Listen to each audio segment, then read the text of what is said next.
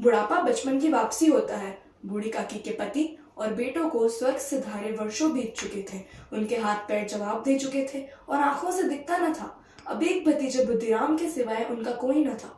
उसी के नाम उन्होंने सारी संपत्ति कर दी थी, जिसकी सालाना आय 150-200 रुपए से कम न थी। फिर भी बूढ़ी काकी के पेट भर भोजन के लाले थे। बुद्धिराम सज्जन, किंतु उसकी पत्नी रूपा स्वभाव से तेज थी। आज बुद्धिराम के दरवाजे पर शहनाई बज रही थी। उसके बड़े लड़के का तिलक था। गीत गाए जा रहे थे। रूपा मेहमानों की खातिरदारी में व्यस्त। बूढ़ी काकी अपनी कोठरी में पकवानों की कल्पना सजाए बैठी थी कि कोई तो मुझे भी बुलाने आएगा। परंतु दोपहरी तक किसी के बिना बुलाने पर वह स्वयं रेंगती हुई कोठरी के यहाँ आ गई। रूपा कभी इस कोठे में जाती तो कभी उस कोठे। कोई उसे ठंडाई मांगता तो कोई भाट के लिए सीधा। बेचारी अकेले दौड़ते दौड़ते बेचैन हो रही थी, किंतु क्रोध करने का कोई अवसर ही ना पाती थी। जब उसने बूढ़ी काकी को कोठरी के वहां बैठे देखा तो जल गई। अपने दोनों हाथ झटक कर बोली, पेट में आग लगी है क्या?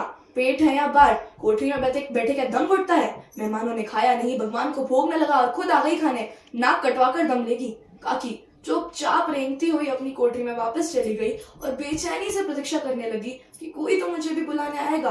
रात कैसे कटेगी किसी न सुधी नली। यदि मैं कढ़ा के पास चली गई तो बुद्धिराम या रूपा से ये कहते ना बना कि काकी अभी लोग खा रहे हैं, फिर आना। रात के 11 बज गए। चारों ओर अंधेरा था। बुद्धिराम और रूपा की बेटी लाडली, जो काकी से अत्यंत प्रेम करती थी, उसने पिटारी उठाई और काकी की कोठरी की ओर चल पड़ी। काकी उठो, मैं पूरियां लाई हूँ। काकी ने लाडली की बोली पहचानी और झटपट उठ बैठी। काकी ने कहा, क्या तुम्हारी अम्मा ने दी है लाडली? लाडली का जवाब था, नहीं काकी, ये मेरे हिस्से की है।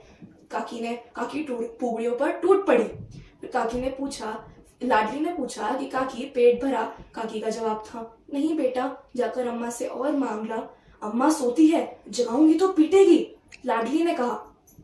फिर लाडली पिटारी की खुरचन निकाल कर खा गई। फिर अधीर मन से सही गलत का विचार छोड़ लाडली से बोली, मेरा हाथ पकड़कर मुझे ले चल जहां मेहमानों ने बैठकर भोजन किया था। उसी समय रूपा की नींद खुली।